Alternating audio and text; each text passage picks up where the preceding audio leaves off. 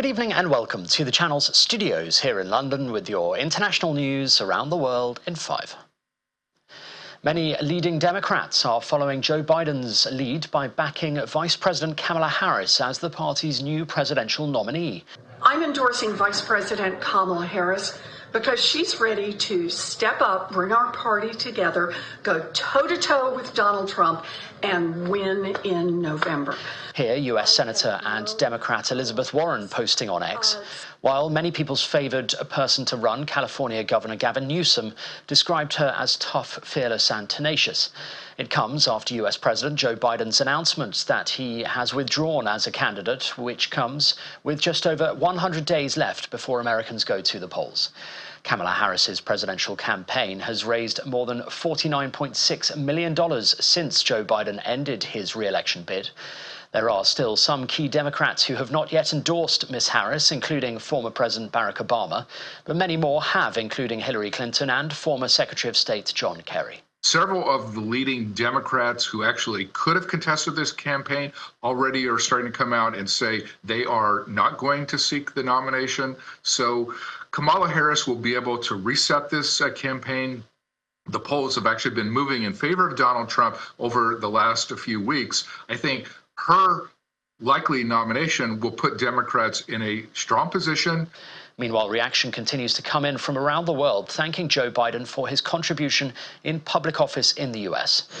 I plan to see President Biden, whom I've known for over 40 years. Ahead of his visit to the US on Tuesday, Israel's Prime Minister Benjamin Netanyahu says he will thank Mr. Biden for all he has done for Israel.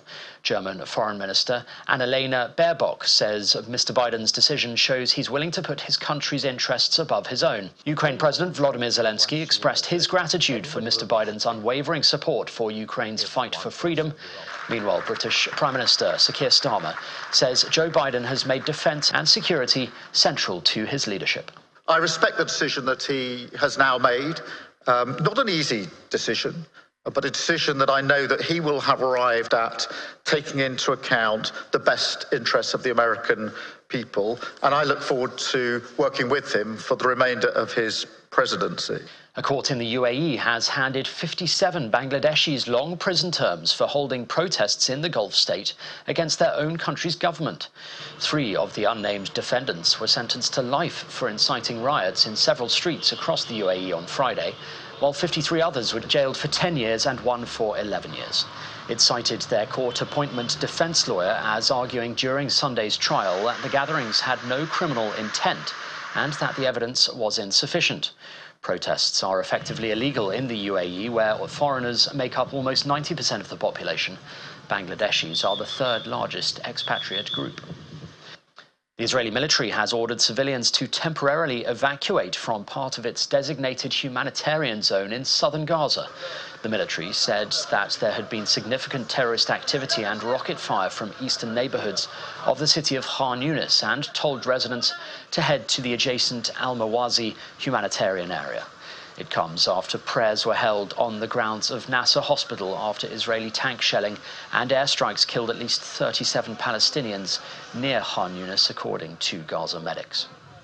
Russia's Tuapse oil refinery, its biggest on the Black Sea, has been damaged in a major Ukrainian drone attack overnight, which sparked a fire, according to Russian officials, though the extent of the damage is not immediately clear. Debris from the drone, which was shot down, caused a fire at the refinery, which is owned by oil major Rosneft. The fire has since been contained, the regional administration said. Ukraine has been systematically targeting Russian energy infrastructure in an attempt to disrupt Russia's economy and its ability to fund what the Kremlin calls its special military operation in Ukraine. And meet the Stampfli Express, the world's longest rowing boat, which is due to take part in the Paris 2024 Olympic torch relay on Sunday.